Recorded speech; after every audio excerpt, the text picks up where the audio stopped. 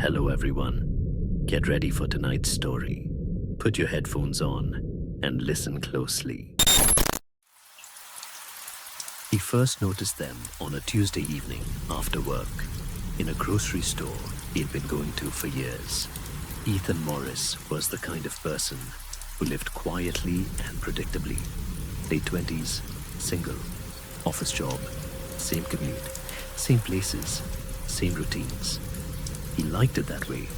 Nothing unexpected, nothing dramatic. That night, he stopped by the store around 8:30 p.m., later than usual. The place was mostly empty. Fluorescent lights, soft music, a few tired employees restocking shelves. As Ethan grabbed a basket and stepped inside, the automatic doors slid shut behind him. Then, a few seconds later, they opened again. A family walked in. A man, a woman, and a young boy, maybe 8 or 9 years old. They were quiet, well-dressed in a plain, forgettable way. The father wore a dark jacket. The mother held the boy's hand. None of them spoke as they entered. Ethan didn't think much of it. People come and go. But as he moved through the aisles, he started noticing them again and again. They were always a few steps behind him. Produce aisle. He reached for apples, heard the slow squeak of a cart behind him, turned his head. The family stood there, not shopping, not looking at anything in particular, just waiting. When Ethan moved on, they followed. Cereal aisle. Same thing. Frozen foods. Same thing. At first, he told himself it was coincidence. Maybe they were just browsing. Maybe they had the same layout in mind. But there was something off about the way they watched him. They didn't stare openly. It was subtler than that. The parents' eyes would drift toward him, then away. The boy never looked away at all. When Ethan finally went to the checkout, he noticed something else. He had walked up to the register alone. A moment later, the family lined up behind him. They hadn't picked up a single item. No groceries, no basket, just the cart. The cashier scanned Ethan's items in silence. He paid, grabbed his bags. As he left, he glanced back one more time. The family was still there, unmoving, blocking the checkout lane. The cashier looked confused. The doors slid open. Ethan stepped outside. Cool air, relief. He told himself it was nothing. That was the first time. The second time was 2 days later. Ethan stopped for gas after work. Same routine, same station he'd used for years. He pulled up, shut off the engine, and stepped out. As the pump clicked into place, another car pulled in behind him. A dark sedan. The same family stepped out. Same father, same mother, same boy. They didn't look surprised to see him. They didn't smile. They just stood there, as if waiting for something to begin. Ethan froze for a moment, hand gripping the pump. His heart rate climbed. He watched them through the corner of his eye. The father started fueling the car. The mother stood beside him.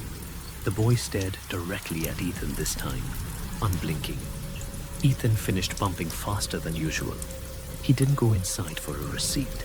He got back into his car and drove away. In his rearview mirror, he saw the family's car pull out seconds later.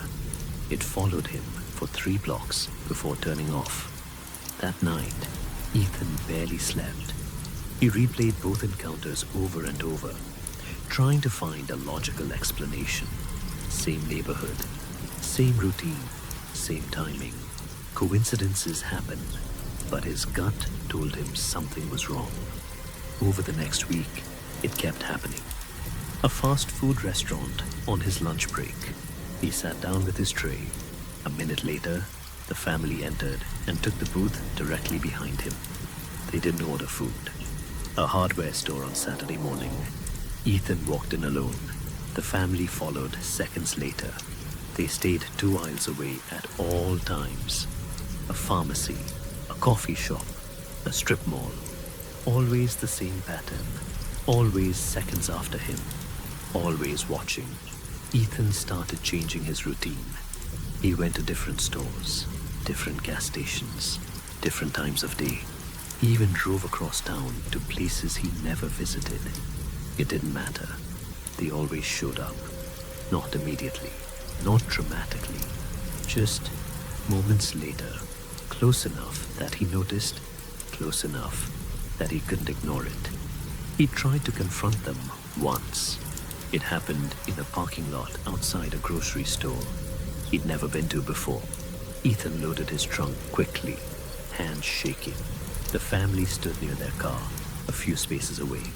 He slammed his trunk shut and turned to face them. "Do I know you?" he asked, his voice sharper than he meant it to be. The father looked at him calmly, too calmly. "No," the man said. His voice was quiet even. "You don't. Then why do you keep showing up wherever I go?" The mother tightened her grip on the boy's hand. The boy smiled. The father studied Ethan for a long moment, like he was deciding how much to say. "We're just making sure," he replied. "Making sure of what?"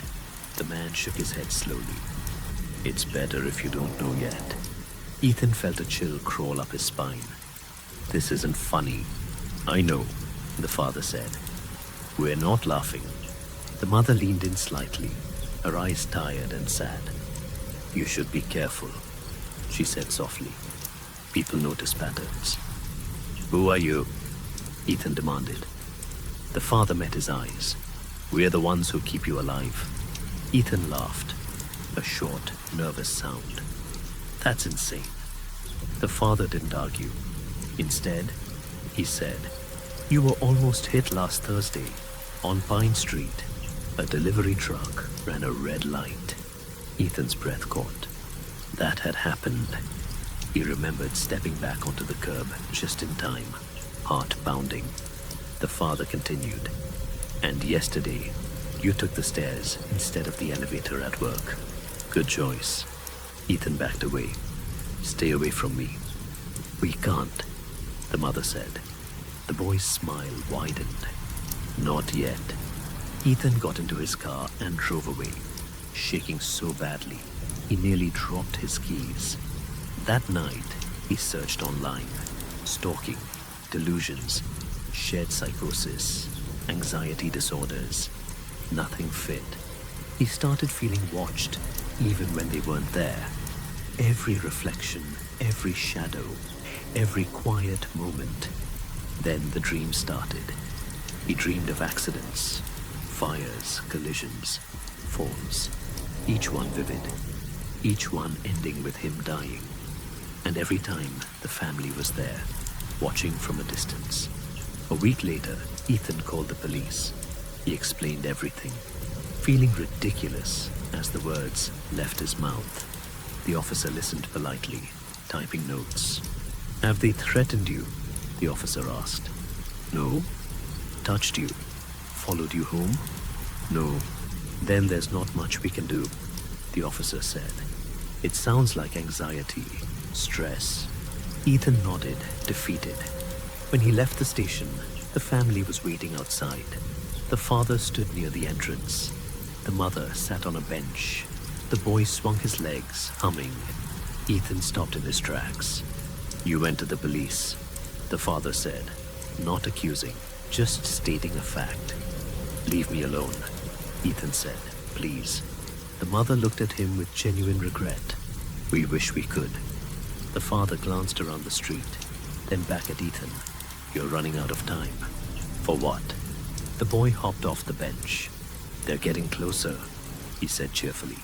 Ethan snapped. "Who is they?" The family exchanged a look. The father sighed. "You're not supposed to be alive this long." The words hit harder than any threat. "What does that mean?" "It means," the father said carefully, "that something keeps trying to correct a mistake." Ethan's skin crawled. "What mistake?" The mother swallowed. "You." They vanished after that, not literally, but suddenly gone, like they'd never been there at all. For 2 days, Ethan didn't see them. He almost felt relieved. Then everything started going wrong. Near misses became constant. A car swerved into his lane. A loose railing snapped beneath his hand. A shelf collapsed in a store seconds after he stepped away. It felt like the world itself was trying to kill him. On the third night, he woke up to knocking. Soft, polite. 3 taps. He opened his apartment door. The family stood there, inside his building, inside his locked hallway. The father looked exhausted. The mother looked terrified. The boy looked excited. "We can't protect you here anymore," the father said. "They found you." Ethan's voice shook. "Protect me from what?" the mother whispered. "From the people who were supposed to replace you." The hallway lights flickered. Ethan heard footsteps, many of them, echoing from the stairwell below. Slow, deliberate. The father grabbed Ethan's arm. "You were never meant to exist," he said urgently. "Someone else was supposed to live your life. But you survived something you shouldn't have. Years ago, a crash, a fire, a collapse." Ethan's memories flooded back. A car accident when he was 17. Everyone said he was lucky, too lucky. "The system doesn't like errors," the father said, "so it sends replacements." The footsteps grew closer. The boy tilted his head. They were familiar faces. Ethan felt tears well up. "Then what are you?" The mother answered softly. "We're the last ones who failed." The father nodded. "We were supposed to die too. We didn't. We watch over people like you. Delay the inevitable." The footsteps stopped outside the apartment door. "Someone tried the handle," Ethan whispered. "What happens now?" The father stepped back. "Now, it's your turn to decide." The door shook violently. The mother hugged the boy. The father met Ethan's eyes one last time. "If you run, we'll follow. If you stay, they'll take you." The door burst open. The last thing Ethan saw was the family moving forward, standing between him and the figures forcing their way inside. The hallway went dark. No one ever saw Ethan again. But months later, a different man noticed something strange. Everywhere he went, a quiet family seemed to arrive just seconds after him. Always watching, always waiting, making sure until it was time. So here's the question that never stopped bothering people after this story came out. If a family kept appearing everywhere you went, never touching you, never threatening you, only watching, would you assume they were following you? Or would you ever consider the possibility that they were protecting you from something far worse? And if you started seeing them disappear right before everything in your life began going wrong, would you still want them gone? If that question unsettled you, leave a like. It helps this channel reach more people who love these kinds of stories. And if you want more horror that feels uncomfortably real, subscribe and turn on notifications